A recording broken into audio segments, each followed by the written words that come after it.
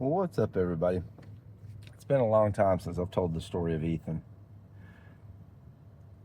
and it's one of those stories that, I don't know, it still to this day just amazes me. And it's a long story how I first met him. I was offered a job as the PE teacher at a school, which then later developed into more things, youth life coaching and things like that. Well, when I first started, that's all I did was just PE, and then I worked directly with the students to help them with the things that I myself had struggled with. I mean, I had always battled mental illness as a kid, and I used those things that I learned, things that I had figured out how to think my way out of thinking problems, right? But at the beginning, it was just I was the PE teacher, and we were in this little shopping center. Skyuka Hall was a very small school at the time, and so I held PE out in the parking lot. And here's this little boy, extraordinarily short, obviously very autistic, didn't say much. He would run out to, there was a little shed out there beside the parking lot where I would be doing all of the exercises and PE lessons and what have you with the kids. And he would just sit over by the shed. And I, I remember thinking, like, what is he thinking? You know, he doesn't talk to me, he doesn't say anything. So that went on for probably a year where I didn't connect with him. I didn't know, I was in fact, I was afraid he was so autistic that he might just up and run off. And I was scared that, that he wouldn't know what he was doing and then would just escape. So anyway, uh, I decided we were about to move into another building, another facility. And I decided that I wanted to almost like a case study. I wanted to figure out how to connect with him. And because he was so different than all of the other kids there, this wasn't just a special ed school, it was a school that mainly had students that were high functioning autistic or extremely intelligent or, really high IQs, a lot of ADHD issues, things like that. So, anyway, I decided I was like, I wonder what he's thinking. I constantly was always like questioning, like, what is he okay with always being by himself? He would go sit in the corner. He always carried around his books, and he would just go sit he wouldn't sit in a classroom chair. He would always go sit in the corner. He sat on the floor all the time. And I just wanted so bad to connect with this boy. I had never even met his mom at this time. And this is a very long story of how this all developed. One thing I made him do is I wanted to give him a hug every morning. They say autistic kids do not like physical affection. And I said, bullcrap. I've never seen God produce any person that doesn't want a hug. And so this whole thing around autistic kids not wanting to be touched, sensory issues, things like that, I just called BS on it and later was proven right. I just offered a hug every single morning. Now, keep in mind, we're in this new facility, a beautiful place. I was the basketball coach. We had a big gym. It was an awesome transition going from that little shopping center called Four Squares. And anyway, the connections started to happen. I could tell he had never seen that before. And that's not saying anything bad about previous teachers or his classmates. He was just always so alone. And I remember seeing him sit alone every day. He was always by himself in the at lunch. He always sat in his own little seat. Nobody was ever around. Nobody knew how to communicate with him, really. And so I was just so determined. I was like, I've got to get to this child. He's so different than everybody else at this school. And I mean, wonderful relationships with all the other students. They were my kids, you know. And I loved every single one of them. But Ethan was just so different that that determination I had was to see what will happen if I do this, right? So early in the morning, when I would be there in my classroom, I would have him come meet me, and I would just give him a hug and say, "Hey, buddy, good morning. Glad to see you here." All right. And then he would go on to his next class and go throughout his day. I did that every single morning. I remember meeting with the principal, myself. It was parent-teacher meetings. And the principal asking his mom, Brittany, "Are you aware that this happens every morning?" And at the time, she wasn't. But it was that thing where I was determined to give him that hug to just see what would come of it, you know, like what I was just very curious about. I spent hours studying autism and things they said about them, and um, training for. I took a lot of classes for dealing with autistic kids and things like that. That began. He began. That's what began the relationship between me and Ethan. And it started developing to this place where every teacher in the school knew if Ethan's having a bad moment, send him to Tim's office. And again, this was well before I really even knew his mom. And it was funny because I remember thinking, like, people are, when me and Brittany started actually dating, I was like, people are going to think that's the only reason that I was so, I don't want to call it obsessed, but I was just so enthralled with Ethan as a little man, as a person who had just I watched for 2 years of him just sitting by himself, just constantly, always him and his little books sitting in the corner. And of course, the other teachers were amazing to him; they loved him as well. But nobody really knew how to like reach Ethan. You know, he could speak, but he would say things that didn't make a whole lot of sense. So I was like, you know what? I'm just going to keep doing this. That boy needs to come give me a hug every morning. And there was one morning, oh, this one's going to get me. He walked in. I forgot. I had forgotten. I was busy. I had a lot of things going on. A lot of lesson planning to do. Dealing with some other kids that were really struggling with some home issues, things like that. And he came in and he just stood there. And it was like later in the morning. And it hit me. I said, "I am so sorry, buddy. I forgot to give you your hug this morning."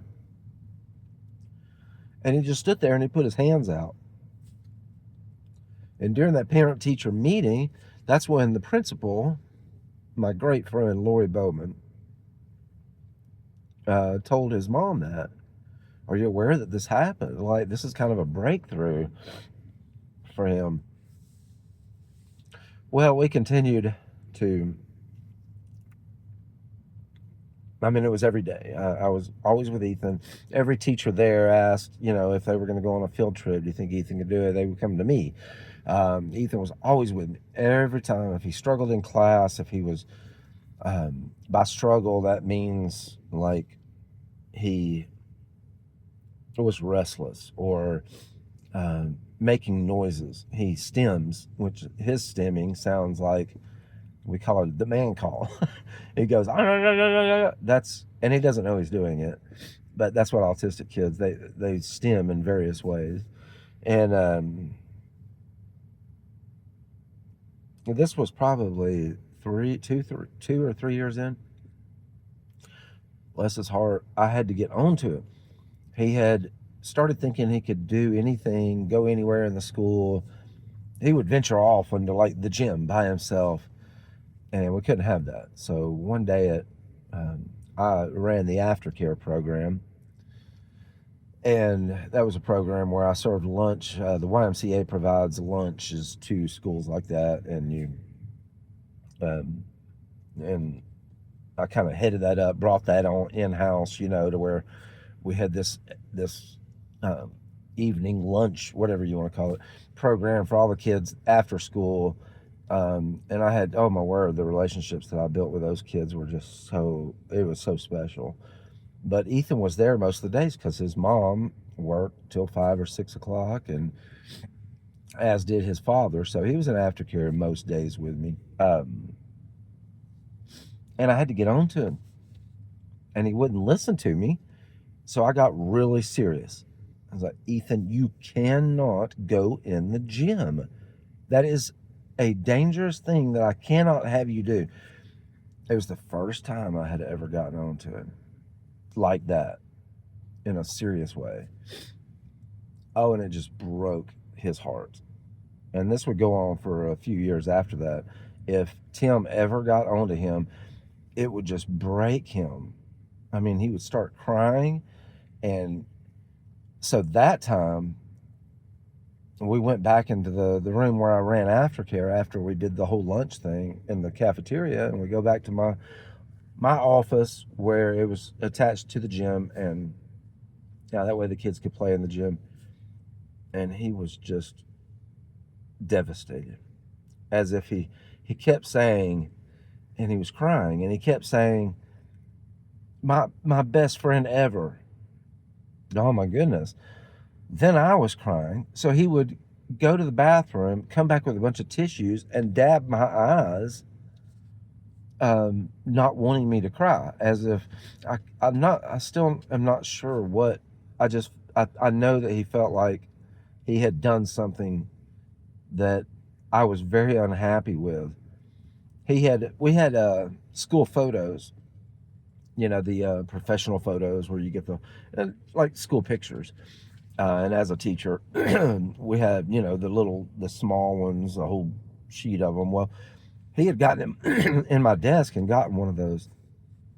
And by this time, I had had quite a few conversations with his mom just about the things that we do, how much progress he's made.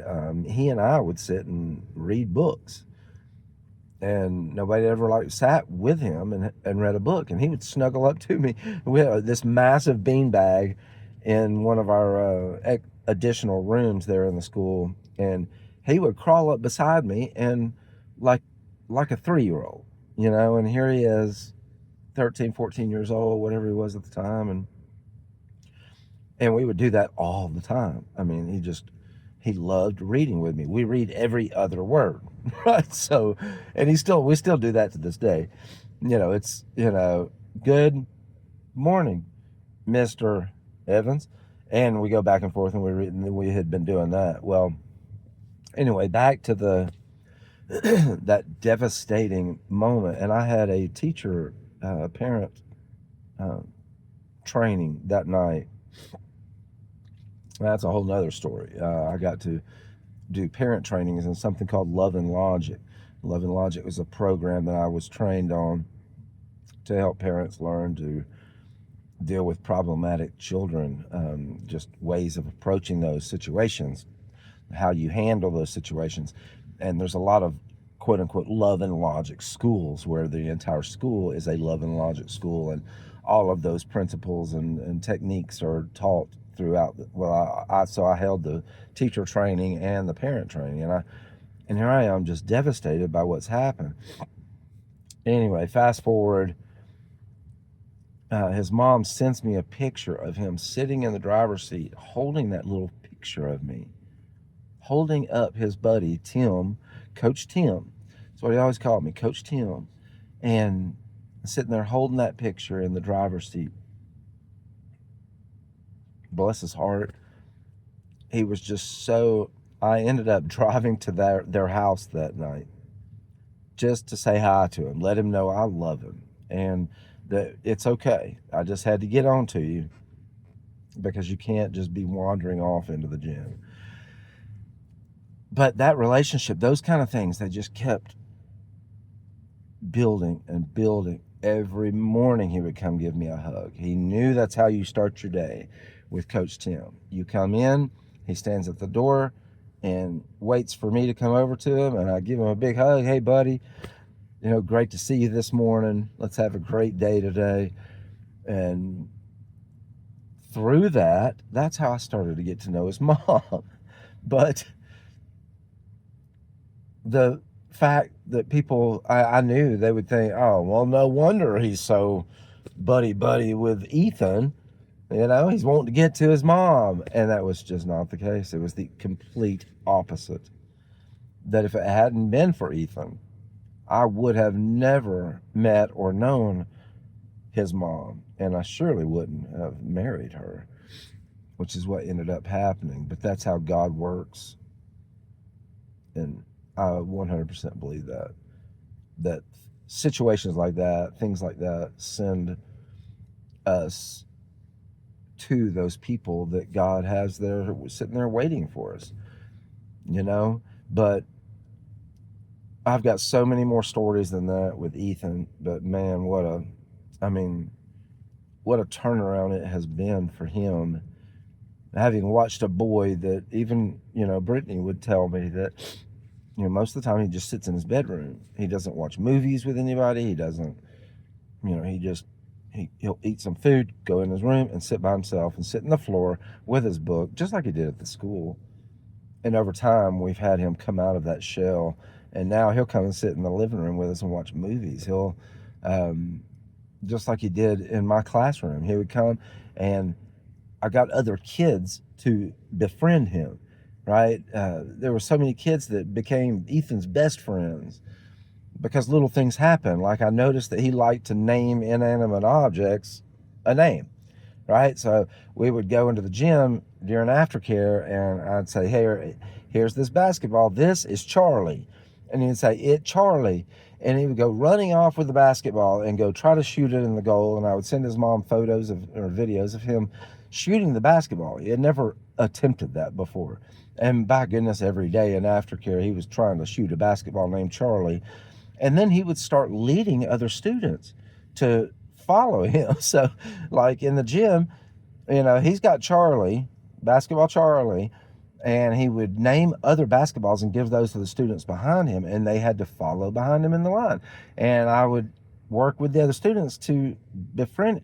He became best friends with so many students there that, until then he had just avoided or just sat by himself.